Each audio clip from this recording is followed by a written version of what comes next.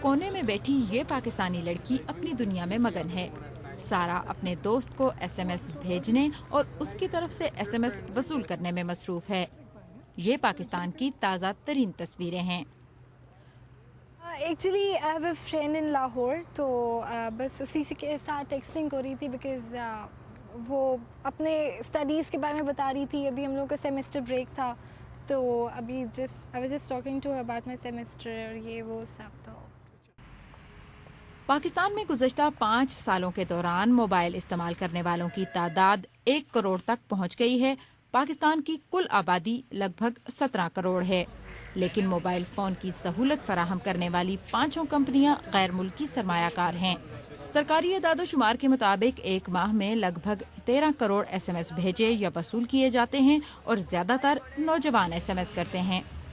Basically زیادہ تر آپ کو پتہ ہی ہے کہ پاکستان میں جتنا لوڈ شیڈنگ کا پرابلم ہے، لائٹ نہیں ہوتی، تو جب لائٹ نہ ہو اور تو ہم کچھ کر نہیں سکتے، تو موبائلز ہوتے ہیں، تو موبائلز پہ دے اسٹارٹ ٹیکسٹنگ، اور جو ہے نا پورا 1 گھنٹہ جو لائٹ نہیں ہوتی وہ ایک دوسرے سے بات کرتے رہتے ہیں۔ ایس ایم ایس بھیجنا اور وصول کرنا اب پاکستان کی ثقافت کا حصہ بن چکا ہے۔ پی ٹی اے کے چیئرمین محمد یاسین بھی ان لوگوں میں شامل ہیں جو اکثر ایس ایم ایس کرتے ہیں۔ اور ایس ایم ایس کے ٹیرف جو ہے وہ بہت کم ہے اس وقت، اگر ہم ایوریج پیکیجز میں دیکھیں۔ ویسے تو بظاہر لگتا ہے یہ کہ فری ہے، لیکن اگر ہم اس کو ریئل ٹرمز میں دیکھیں تو یہ تقریباً 10 سے 17 پیسے کا پر ایس ایم ایس میسیج ہے، جو کہ بہت چیپ ہے اور ایک عام آدمی کے لیے بہت آسان ہے۔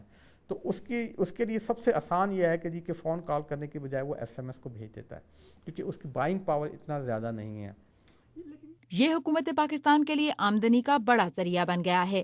ملک میں اس شعبے میں لگ بھگ 10 ارب ڈالر کی سرمایہ کاری کی گئی ہے، اور حکومت کو ہزاروں ڈالر ادا کیے جاتے ہیں۔